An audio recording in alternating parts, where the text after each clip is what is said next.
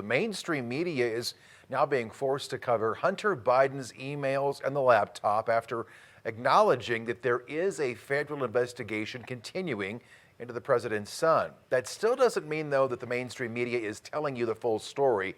With me now to explain is the New York Post's Miranda Devine, who wrote a column today titled "The Media Avoided the Ties Between Joe Biden and Hunter's Laptop." And Ms. Devine is also the author of "The Laptop from Hell, Hunter Biden, Big Tech, and the Dirty Secrets the President Tried to Hide." Miranda Devine joining me now from New York City. Thanks for being here today. We're glad to have you.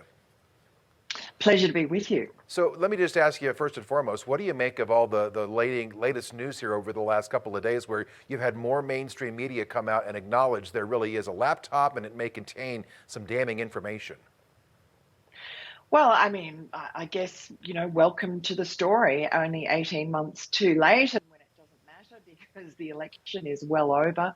And, their initial reason for ignoring the story, traducing it as Russian disinformation, was because the whole aim was to get rid of Donald Trump, and anything negative about Joe Biden was just not allowed to get through the keeper.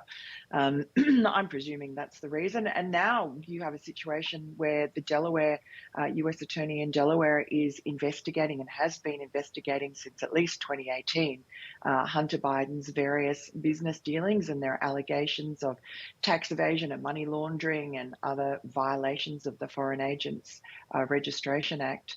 And so I guess that the media that has ignored this story studiously pretty much for 18 months is now deciding that they have to get ahead of the story because they don't want their readers and their viewers to be blindsided when that grand jury investigation comes to fruition.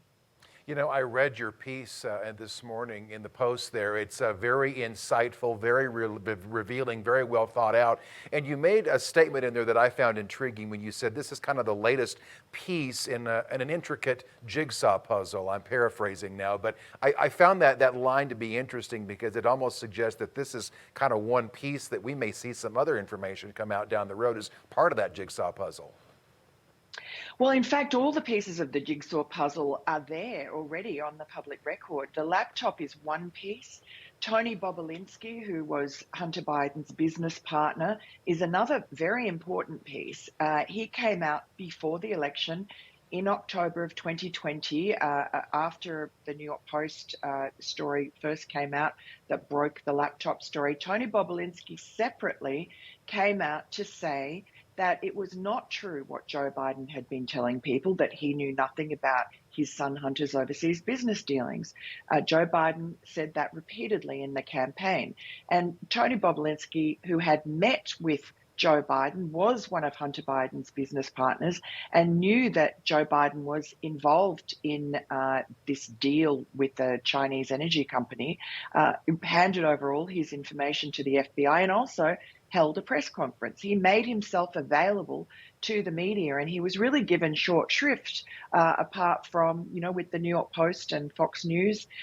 We published that story quite openly. And then there's another piece of the jigsaw puzzle that came out again in September 2020, and that was Chuck Grassley and Ron Johnsons' excellent investigation into Hunter Biden. And that contained a lot of valuable documents, a part of the money trail that followed Hunter Biden and his business partners from Ukraine and China and Russia. And I believe they had some Kazakhstani money in there as well.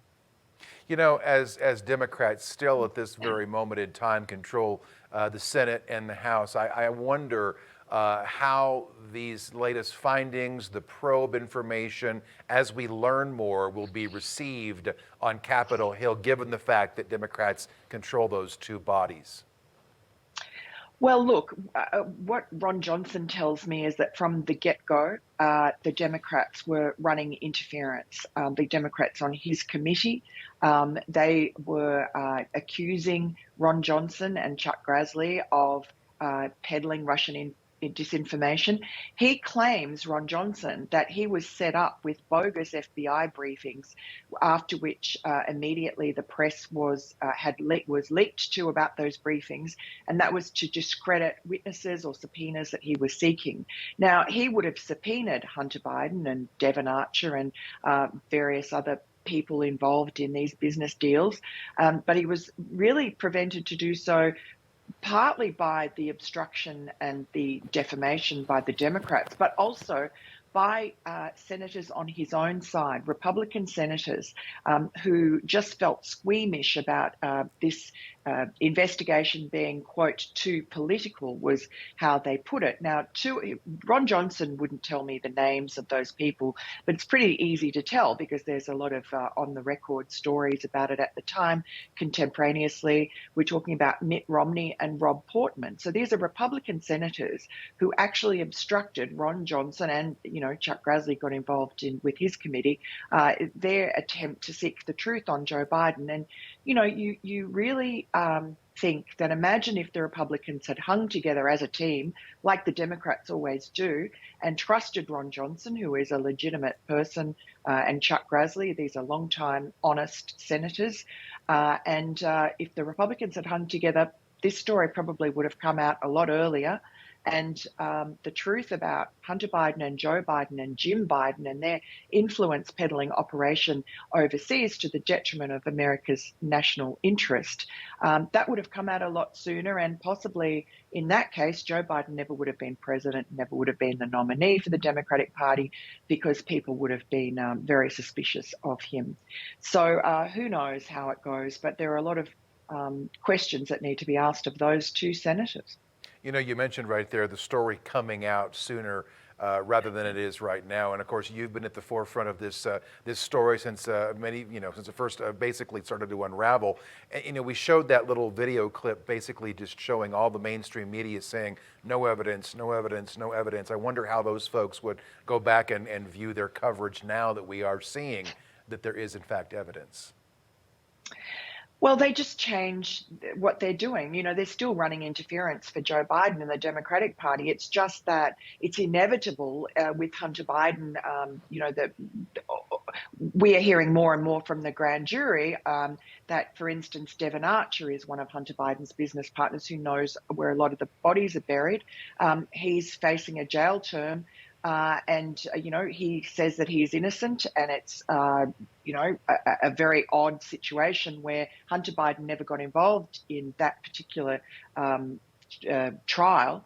And so Devon Archer went and gave testimony at that grand jury. So have at least one other of Hunter's business partners, probably two, although one of them may have pleaded the fifth. But anyway, either way, there are people, including two of his former girlfriends, his baby mama, people who have knowledge of his spending habits and also who have intimate knowledge of the income that he was getting. All of that together spells trouble for Hunter Biden. Who knows how that grand jury will decide whether there will be indictments or not.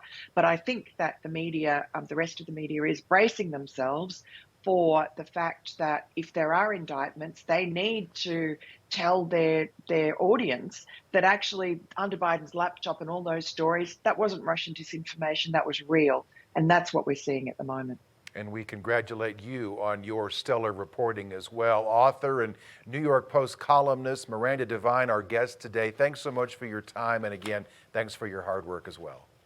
Thank you so much.